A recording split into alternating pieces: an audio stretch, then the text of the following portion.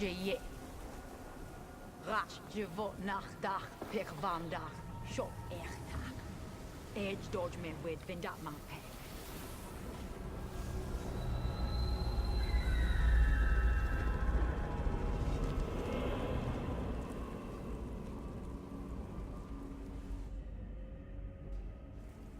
Toch, he, rumapu, hastisach. Pok mo bak bekawa. Edge chivot ne chivum e. Koble bang sho chukle jet.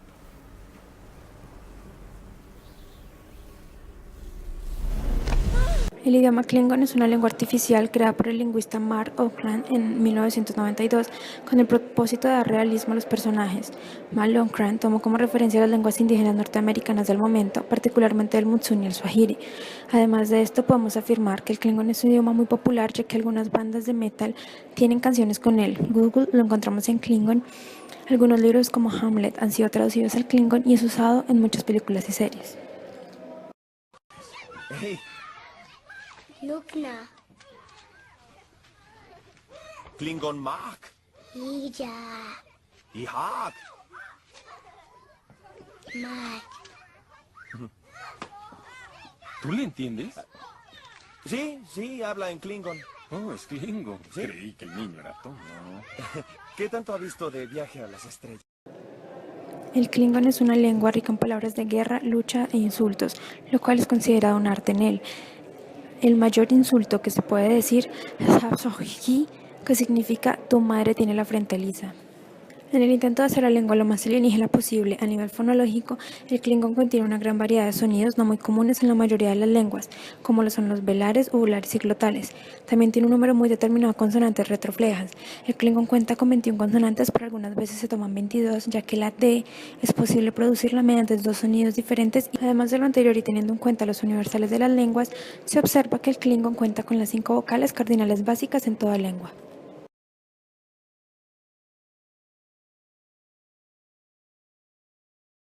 Una similitud con el inglés es la sustantivación de los verbos. En el inglés esto es posible agregando el sufijo "er", pero en Klingon se realiza mediante el sufijo "wi", convirtiendo el resultado en un nombre regular. Un ejemplo claro es la palabra "bog", la cual viene de la palabra "bag".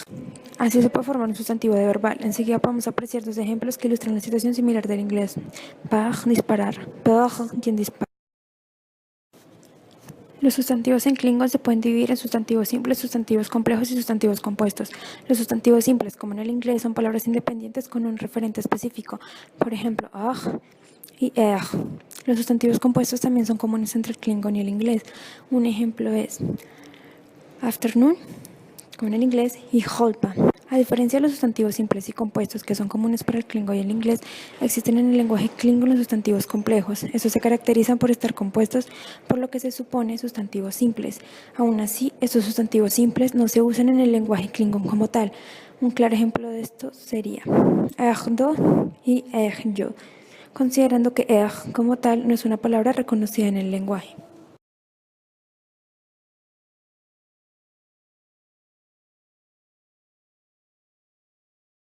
El primer tipo de sufijos que se añaden al sustantivo son el aumentativo "a". Por ejemplo, sus, viento, susa, viento fuerte. El siguiente es el diminutivo om, por ejemplo, sus, viento, susom, viento suave o brisa. Esto no se encuentra en el inglés, pero lo podemos ver en el español como galleta, galletota, galletita. El segundo tipo de sufijos es el de número. Este tipo de sufijos son un poco más complicados, ya que los sustantivos en su forma base pueden significar más de una unidad de por sí, es decir, un sustantivo como jazz, cuyo significado es oficial, puede referirse a unos oficiales y su precisión depende del contexto en el que se diga. Por ejemplo, jazzir y jazzmag. Existen tres tipos de sufijos que cumplen con marcar el plural. El sufijo pu se puede usar para pluralizar seres capaces de usar un tipo de lenguaje. El sufijo du se utiliza para pluralizar las partes del cuerpo y el plural mei, que se usa con el resto de los sustantivos que no caben en las dos primeras categorías.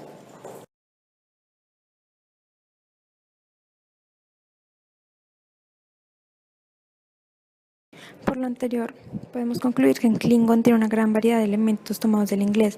No obstante, la implementación de elementos de lenguas indígenas norteamericanas brinda un contraste significativo en cuanto a la lengua nativa del creador, consiguiendo que la lengua que no se pueda relacionar fácilmente con las lenguas más habladas del mundo y suene por lo tanto alienígena.